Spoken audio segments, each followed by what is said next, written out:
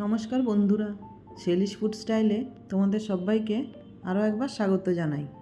আজকে আমি বানাবো বাসন্তী পোলাও। গোবিন্দভোগ চাল দিয়ে বাসন্তী পোলাও বানালে অনেক সময় গলে যায়। আমি যেভাবে বানাবো এইভাবে বানালে একদম ঝরঝরে বাসন্তী পোলাও তৈরি হবে। আমি গোবিন্দভোগ চাল নিয়ে নিয়েছি। চালটা ধুয়ে ভালো করে জল দিয়ে 15-20 মিনিট মতো ভিজিয়ে রেখেছি। এবার চালটা জল থেকে ঝরিয়ে নিয়ে দিয়ে দিচ্ছি হলুদ আর দিয়ে দিচ্ছি সামান্য নুন। দিয়ে দেব 1 চামচ আদা বাটা। দিয়ে দিচ্ছি 1 থেকে 1.5 চামচ মতো ঘি। আর দিয়ে দিচ্ছি গুঁড়ো গরম মশলা সামান্য। দিয়ে দেব 1 চামচ চিনি।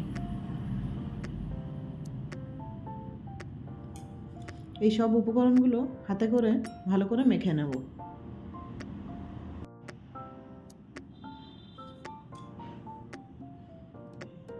ভালো করে মাখা হয়ে গেলে আরও 20 থেকে 25 মিনিট এরকম রেখে দেব।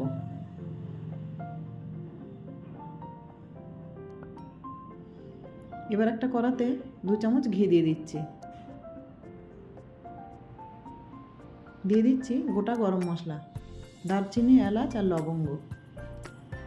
আর দিয়ে দেবো একটা তেজপাতা। দিয়ে দিচ্ছি কাজু আর কিশমিশ। কাজু কিশমিশটা ঘিয়ের সঙ্গে ভেজে নেব।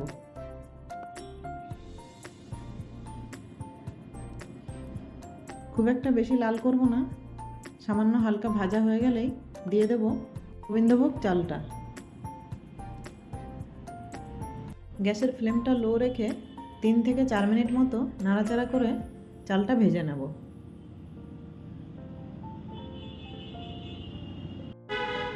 বেশ ভালো করে এরকম নাড়াচাড়া করতে থাকতে হবে।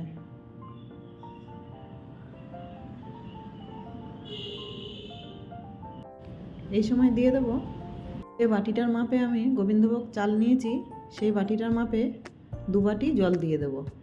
আমি এখানে 1 বাটি চাল নিয়েছিলাম, তাই 2 বাটি জল দিয়ে দিচ্ছি। জলটা দিয়ে একটু নাড়াচাড়া করে 10 থেকে 15 মিনিট মতো ঢাকা দিয়ে রান্নাটা করে নেব।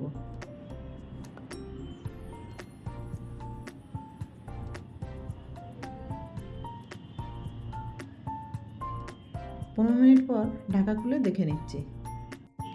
আবারও একটু নাড়াচাড়া করে নিচ্ছি। বেশ ভালো করে একটু মিশিয়ে নিয়ে গ্যাসের ফ্লেমটা অফ করে দিয়ে আবারও একটা ঢাকা দিয়ে 15 থেকে 20 মিনিট রেখে দেব। পরে ঢাকা খুলে দেখে নিচ্ছি। দেখো বন্ধুরা, একদম ঝরঝরে পোলাও তৈরি হয়ে গেছে। যেটুকু হালকা জল মতো ছিল সেটাও পুরো শুকিয়ে গেছে আর খুব সুন্দর ঝরঝরে পোলাও তৈরি হয়ে গেছে। এবার এই বাসন্তী পোলাওটা আলুর দম দিয়ে বা মুরগির মাংসের সাথে পরিবেশন করুন। বন্ধুরা, রেসিপিটা কেমন হয়েছে কমেন্ট করে জানাবে। নমস্কার বন্ধুরা।